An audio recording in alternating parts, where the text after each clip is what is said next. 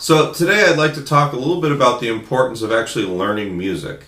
Now that sounds kind of silly to say, but uh, myself, I'm as guilty as just about anyone else of finding exercises to obsess and drill on. Or, when I was a kid, you'd get in a jam session with a bunch of friends and you'd sit there in the garage and everybody knew the first four bars of every song, but nobody knew the song all the way through.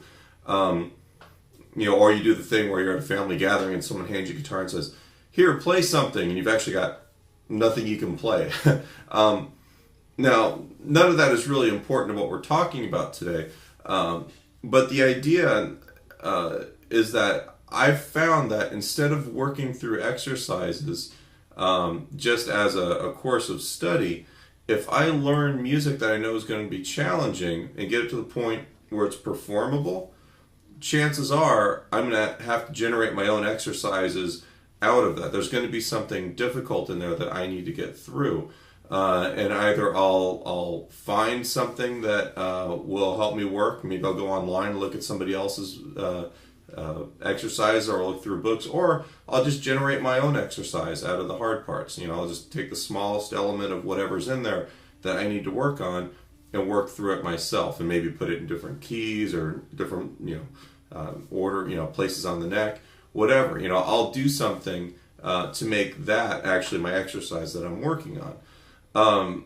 That's not to say that for warming up to play, I don't go through finger exercises or maybe do some scales with a metronome or whatever. I still think that there's a place for technique exercises and things like that.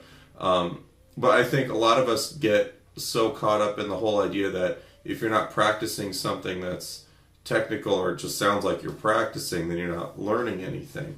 And there's two extremes. I've always been the person to tell you that if you go to a guitar teacher and he's only showing you songs by rote, that's not a good thing.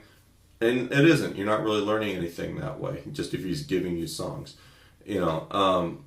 But if you're, say you're working on open chords, and you find, like in my students, we'll do maybe Brown Eyed Girl by Van Morrison, and we'll learn some simple eighth note strumming, and then we'll find some other songs that are similar to that the students are excited about, and typically they'll conquer those technical issues a lot faster if they're actually having to put together a piece of music and then follow my guidelines for it than if they just do, a bunch of exercises.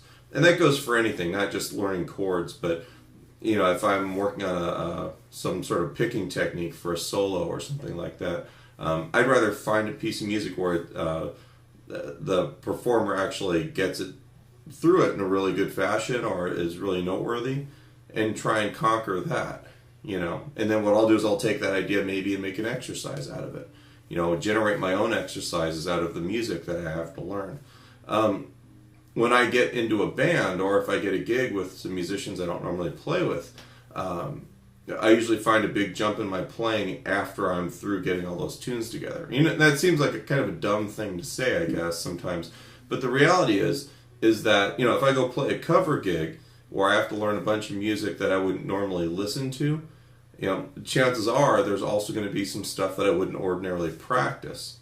And you never know what you find out of those grab bags of songs. In the past couple weeks, I've had to learn songs by the Beatles and Neon Trees, and I've worked on some Miles Davis stuff and some Otis Rush and some Howlin' Wolf. I've had, and a lot of that stuff is stuff that I like, but to actually have to sit down and get it performable and then stand on a stage and make music happen with it.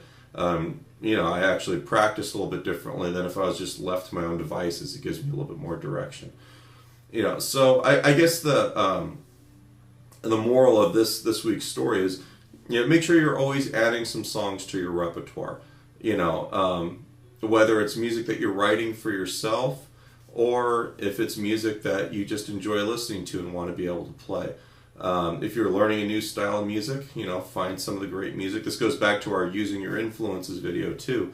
Find that, something that's really good in that style, and learn a real couple good examples for it. Chances are it's going to help you find the sounds that you're listening for quicker as well.